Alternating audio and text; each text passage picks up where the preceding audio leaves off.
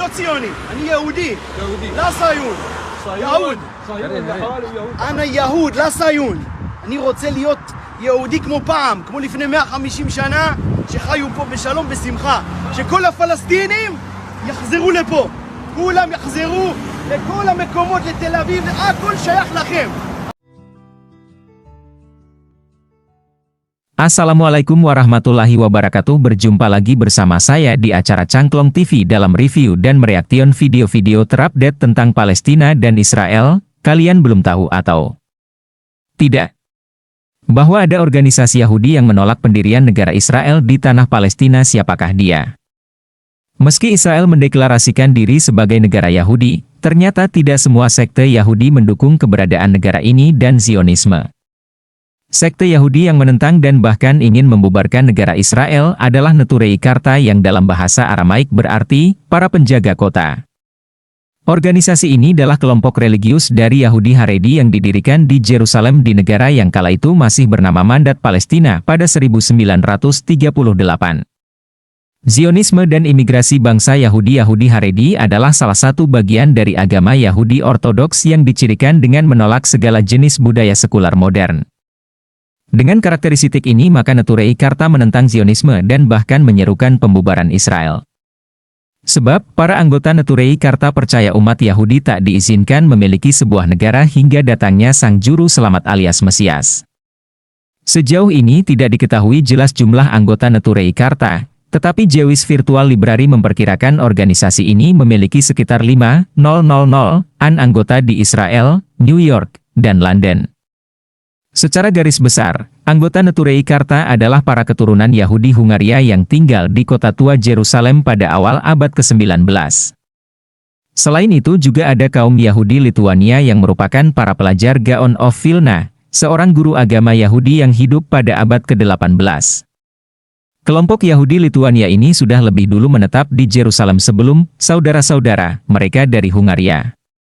Di akhir abad ke-19, leluhur anggota Neturei Karta mendirikan sebuah permukiman baru di luar tembok kota untuk mengurangi kepadatan Yerusalem. Ini sebagian besar anggota kelompok itu tinggal di kawasan permukiman Batei Ungarin dan Meah Sharim.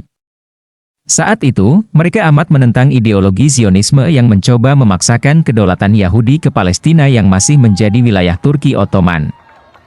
Kelompok ini amat dibenci para Yahudi pendatang baru yang pada umumnya kurang taat menjalankan agamanya.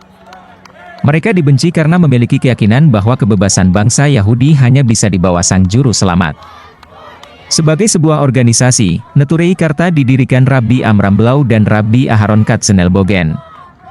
Rabbi Blau adalah warga asli Meah Sharim di Yerusalem dan aktif dalam Agudat Israel, sebuah partai politik Yahudi ultra-ortodoks di masa Mandat Palestina.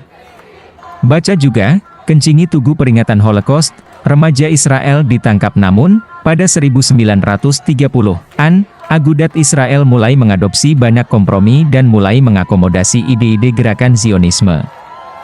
Hal ini membuat Rabbi Blau gerah dan memutuskan keluar dari partai itu pada 1937 dan bersama Rabbi Katzenelbogen kemudian mendirikan Chevrat HaChaim yang kemudian dikenal sebagai Neturei Karta. Sebagai sebuah organisasi baru, Neturei Karta tak bebas bergerak bahkan dibenci sesama kelompok Yahudi Ortodoks yang sama-sama menentang Zionisme. Menurut harian The Guardian, bahkan di antara kalangan Haredi atau lingkaran Yahudi ultra-ortodoks, Neturei Karta dianggap sebagai cabang yang amat liar. Seperti sudah disinggung sebelumnya, Neturei Karta tidak mendukung terbentuknya negara Israel dan menganggap mereka yang mendukung keberadaan Israel sama dengan menentang janji Tuhan. Bahkan, situs resmi Neturei Karta menyebut, anggota ini kerap berpartisipasi dalam aksi unjuk rasa yang diwarnai pembakaran bendera Israel di berbagai kota di dunia. Di antara tokoh-tokoh Neturei Karta yang menentang Israel adalah Moshe Hirsch yang pernah menjadi menteri dalam kabinet Palestina pimpinan Yasser Arafat. Bahkan setahun setelah Perang Gaza, 2008, berakhir, sekelompok anggota Neturei Karta masuk ke Gaza dan bergabung dalam Gaza Freedom March untuk menunjukkan dukungan terhadap warga Palestina di wilayah kekuasaan Hamas itu. Tak hanya memiliki hubungan dekat dengan Palestina, Neturei Karta juga memiliki kedekatan khusus dengan Iran, musuh bebuyutan Israel. Pada Oktober 2005, pemimpin Neturei Karta Rabbi Israel David Weiss merilis pernyataan yang pada intinya mengkritik kecaman Israel terhadap Presiden Iran Mahmoud Ahmadinejad. Weiss menulis bahwa pernyataan Ahmadinejad yang ingin menghapus Israel dari peta dunia bukan sebuah pernyataan anti-Yahudi.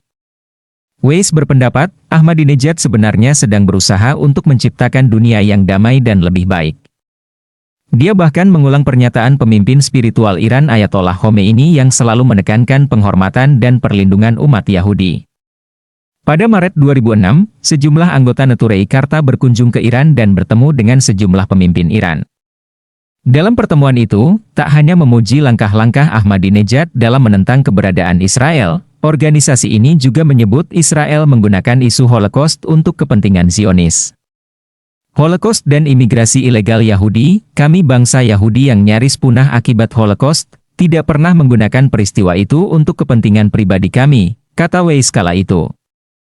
Kami menekankan terdapat ratusan ribu warga Yahudi di seluruh dunia yang sepakat dengan langkah kami menentang ideologi Zionisme dan Zionisme tak identik dengan Yahudi, tetapi sekadar agenda politik, ujar Weiss. Tuntutan kami bukan sekadar penarikan pasukan ke perbatasan 1967 tetapi juga semua konsekuensinya sehingga negeri itu bisa dikembalikan ke bangsa Israel dan kita bisa hidup bersama, papar Weiss.